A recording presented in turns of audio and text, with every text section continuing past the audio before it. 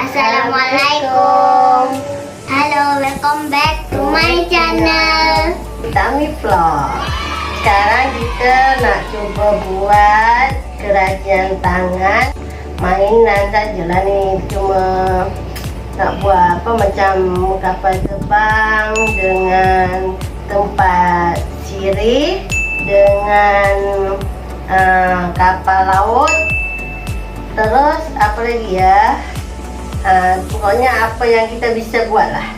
Kakak bisa buat pesawat, tapi pesawatnya nggak bisa terbang. Buat tu, setelah kita tak macam ni nak buat.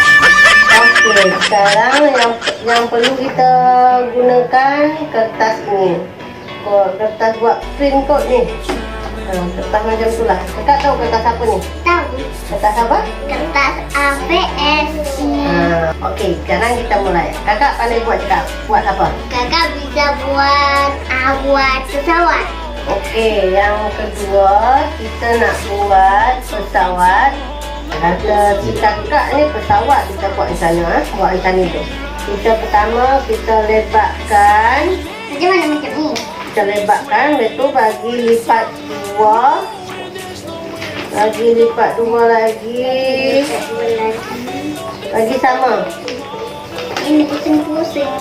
Dah macam tu. Ma buat ni. Sini dia, bagi lipat sama. Lepas tu lipat macam ni. Habis tu kita lipat lagi macam ni, bagi sama. Macam kapal juga ya.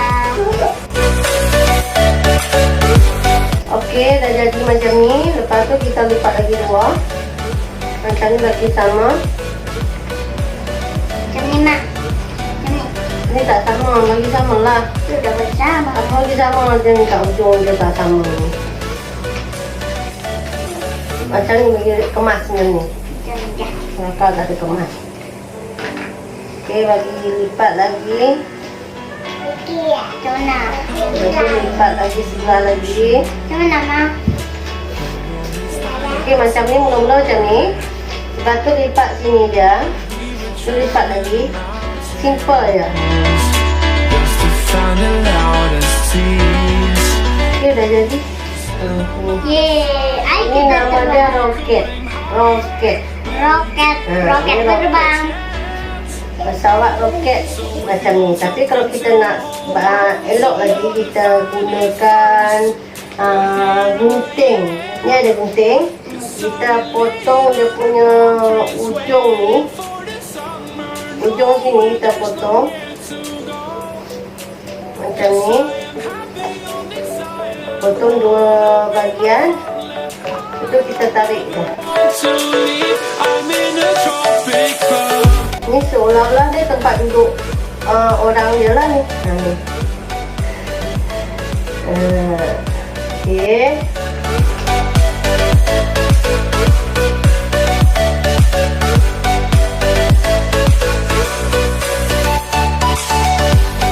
Dah, okey, dah siap ni. Ni dah siap pesawatnya, pesawat roket nama dia. Okey, kita buat punya sekakak pula ni. Sekakak ni lain sikit dia. Dia tak pandai nak buat. Kerana mama dia buat selalu. Okey. Kita tarik naik atas. Macam ni. Okey, dah siap. Dah siap. Tapi masa kecil-kecil saya selalulah buatnya ni masa dekat sekolah.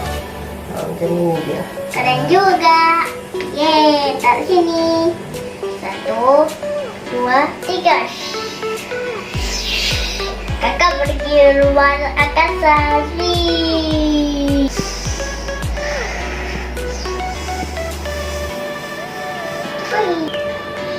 Okey, itulah dia pelajaran kita hari ini. Bagi budak-budak yang nak belajar, boleh belajar dengan Kak Tami. Oke teman-teman, jangan lupa like, subscribe, dan aktifkan tanda lonceng ya. Oke, sampai ketemu di video berikutnya. Assalamualaikum warahmatullahi wabarakatuh. Assalamualaikum. Bye.